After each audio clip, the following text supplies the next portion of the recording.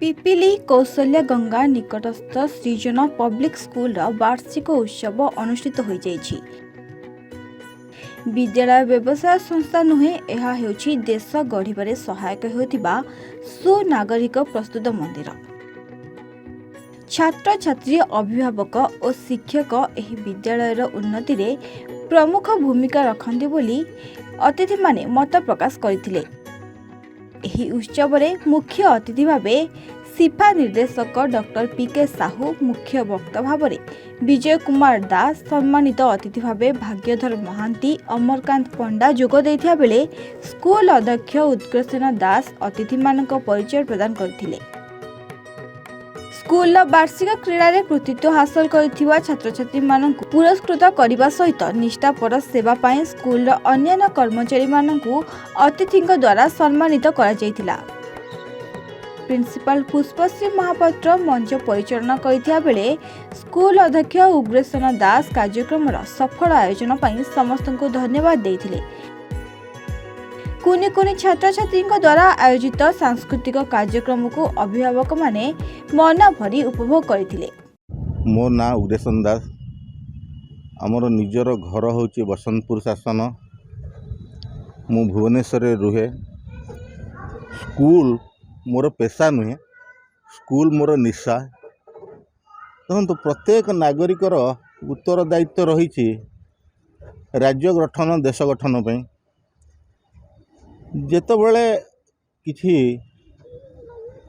मनीष रोजगार करुची, यदि पूरा रोजगार भाविब मु मो परिवार पे ही खर्च करी, मोर किछि उत्तरदायित्व नहीं। जो माटी मारू बढ़ी आमे बड़ हेले, से माटी माँ राज्य देश ता प्रति किछि कर्तव्य रहिबा दरकार। गुंडीची मुसाटी हेई जदि सेतु बंध भाया विराट बड़ बंधरे टिके धूली झाड़ी दे बंध निर्माण रे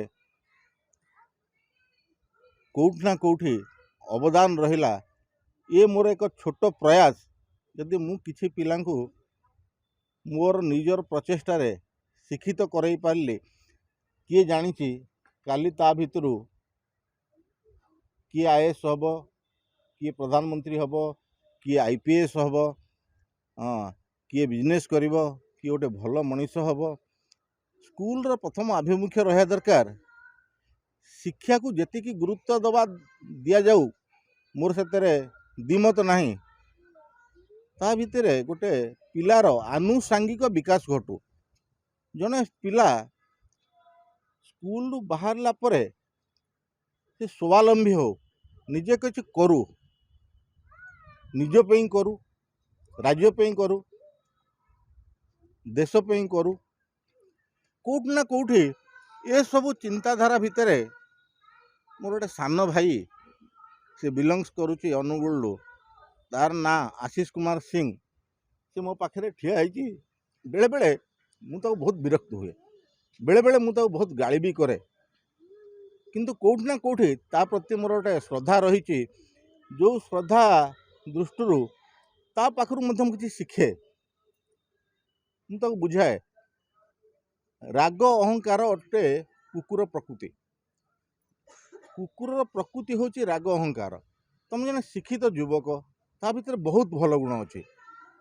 बहुत भल गुण को बेले बेले निजर क्रोध, निजर राग ताकू लुचेई दिए। जमती आम जानीचे काउर पाखरे गोटे गुड क्वालिटी अच्छी। से सकाळु उठे, का राब देले कोटि कोटि लोक सेज त्याग करती।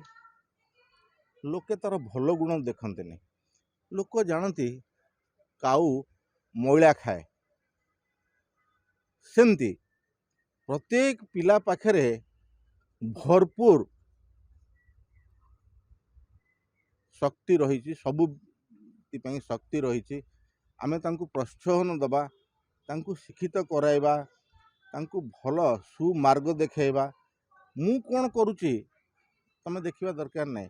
तमे कौन करिवो, काली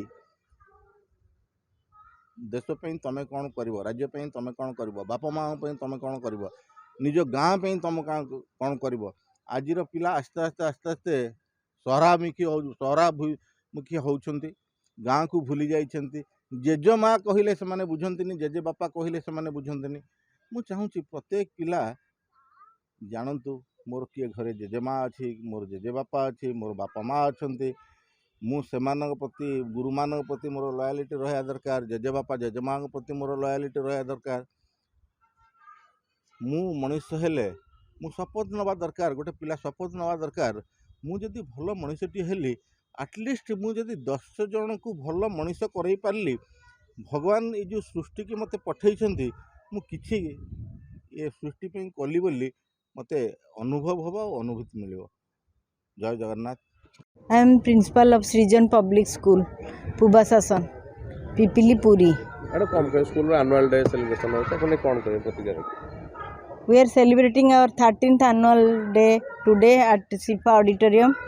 It is a very colorful event and we are pleased that on previous year we have only 50 students but now it is increased and now we have 100 colorful students and the school is running full-fledgedly.